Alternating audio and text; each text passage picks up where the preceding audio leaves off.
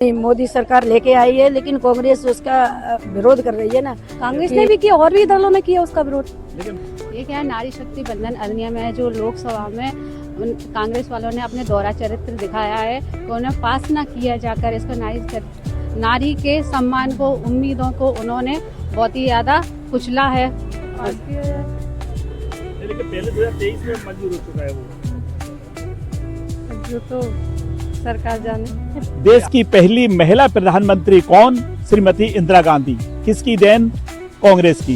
देश की पहली महिला राष्ट्रपति कौन? प्रतिभा पाटिल 2007 से 2012 तक रही। किसकी देन? कांग्रेस की। लेकिन कांग्रेस महिलाओं का अपमान करती रही है। जिला पंचायतों में 33% आरक्षण किसने दिया? कांग्रेस ने। लेकिन कांग्रेस महिलाओं का अपमान करती रही है। नमस्कार, मैं हरीश चंद्र कुशवाहा और आप देख रहे हैं बिल्लू बादशाह न्यूज। ये शब्द मेरे नहीं हैं, ये शब्द भारतीय जनता पार्टी के हैं। ये शब्द भारतीय जनता पार्टी के हैं और भारतीय जनता पार्टी के सांसद कहते हैं कि देश 2014 के बाद आजाद हुआ। देश 2014 के बाद आजाद हुआ।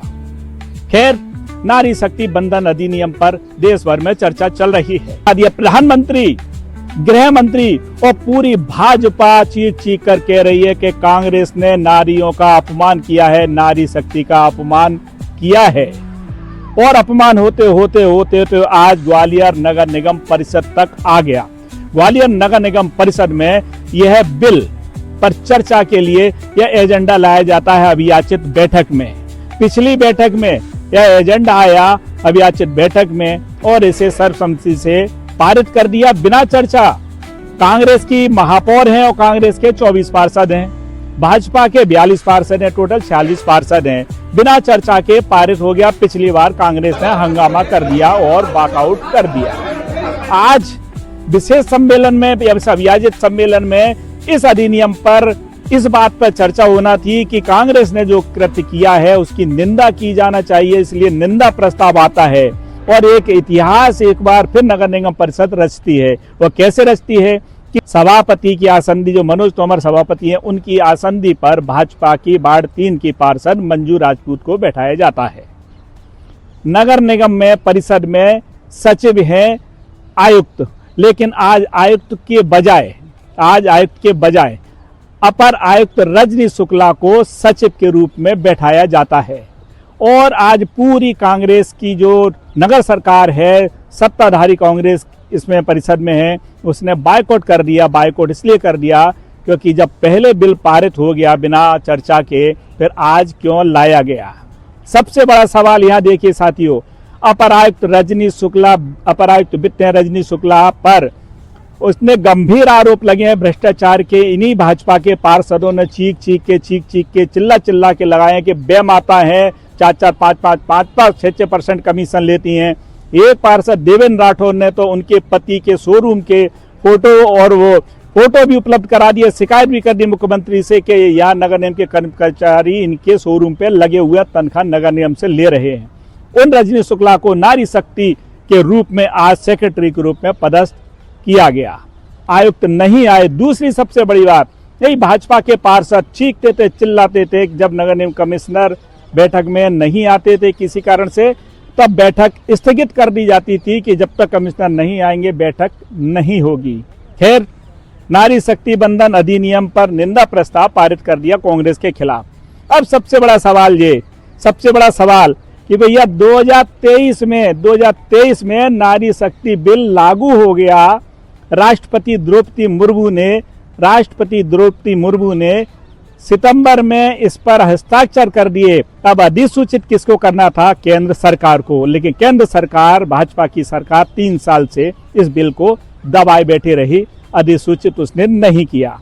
आनन फानन में पिछले दिनों 3 दिन का विशेष सत्र इस पर बुलाया जाता है नारी शक्ति बंधन अधिनियम के लिए।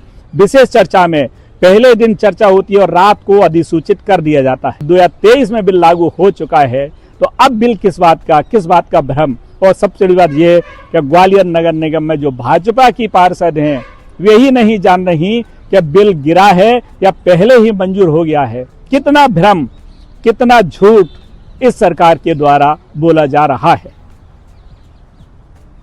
कांग्रेस ने भी किया और भी दलों ने किया उसका विरोध। लेकिन ये तो लागू तो 2023 में लागू हो गया है तो। हो गया, लेकिन फिर भी तो कर रहे हैं ना। नहीं, अब क्या अब क्या नहीं करना, लागू होने के बावजूद भी तो किया जा रहा है ना उसको। तो मोदी सरकार लेके आए, जब लागू हो चुका फिर दोबारा से कैसे लेके आए? दोबारा से कुछ नहीं, वो तो आया है तो इसीलिए आया कि पहले भी उन्होंने विरोध किया था इस चीज का। तो वो तो लागू हो गया, राष्ट्रपति के शासन हस्ताक्षर भी। बिल्कुल हो गया, लेकिन तब भी तो विरोध किया जा रहा है ना। नहीं, अब किस चीज का विरोध है?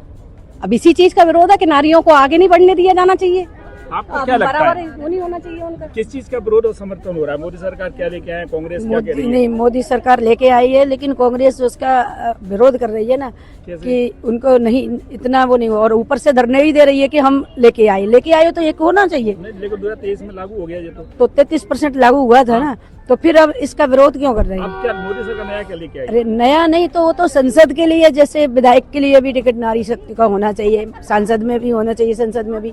अभी तो क्या है, नगर निगम में ही नारी शक्ति को दे रहे थे, ऊपर भी जाना चाहिए ना। और भी इनसे किस चीज पे मुद्दे पे चर्चा कराना चाहते हैं? नारी शक्ति वाला है। तो एक क्या- मिनट रुकना, मैं सोच लूँ। आपको क्या लगता है नारी शक्ति का जो आरक्षण जो बिल है मोदी सरकार लाए हैं, कांग्रेस विरोध कर रही है, क्यों कर रही है? उसको पास किया जाए। देखिए पहले 2023 में मंजूर हो चुका है वो। जो तो सरकार जाने। आपको क्या इसमें कितना आप बता सकते हैं? ये क्या है, नारी शक्ति बंधन अधिनियम है जो लोकसभा में कांग्रेस वालों ने अपने दोहरा चरित्र दिखाया है कि उन्हें पास ना किया जाकर इसको नारी के सम्मान को, उम्मीदों को उन्होंने बहुत ही ज्यादा कुचला है। लेकिन 2023 की बात करें, 2023 में ही लागू हो चुका है, राष्ट्रपति द्रौपदी मुर्मू के हस्ताक्षर हो चुके हैं उस पर, पहले लागू हो चुका है।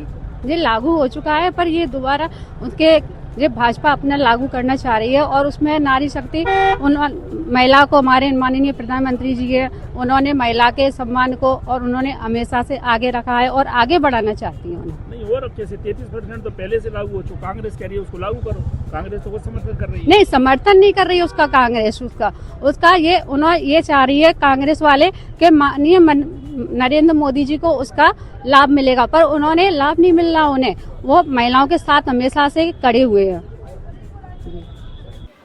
देखिए, पहले तो सत्ता पक्ष के लोगों को आज मौजूद होना चाहिए था, नारी शक्ति वहाँ भी है, और नारी शक्ति बंधन अधिनियम बिल जिसका वो पुरजोर विरोध कर रहे हैं उनकी पार्टी और अन्य विपक्षी दल, नारी शक्ति को ऐसा नहीं करना चाहिए। ये सबके सम्मान की बात है नारी शक्ति की। और 33% आरक्षण जो भारतीय जनता पार्टी के नेतृत्व में नरेंद्र मोदी जी जो महिलाओं को सशक्त बनाने का कार्य कर रहे हैं, उस बिल को इनने गिराया है, लोकसभा में गिरा दिया है। तो ये कहीं ना कहीं इनकी कुंठित मानसिकता को दर्शाता है और ये महिलाओं के लिए का अन्याय है। आज क्या प्रक्रिया? आज देखिए, आप देख सकते हैं सत्ता पूरा नदारद है। पिछली परिषद में उनने बहुत हंगामा किया था कि इस पर चर्चा की जाए। आज जो विपक्ष के लोग हैं, महिला पार्षद हैं, वो इस बिंदु को लेके आई कि इस पर चर्चा की जाए, लेकिन आज वहाँ कोई मौजूद ही नहीं है। जी हाँ, सर्वसम्मति से पास। जी बिल्कुल, उन्होंने अपना विरोध जताया है। नहीं, हम यही संदेश देने की कोशिश की है कि जो हमारा नारी शक्ति बंधन अधिनियम है जो इन्होंने लोकसभा में गिराया है, बस ये हमारा एक नाराज़गी थी। हम लोगों ने फिर उसका एक विशेष सम्मेलन बुलाया कि आइए चर्चा कीजिए हमारे साथ, हम चर्चा के लिए तैयार हैं। तो आज देखो कोई भी नहीं आया। अब क्या कहेंगे, भगोड़ा ही कहेंगे, तो भगोड़े ही है वो।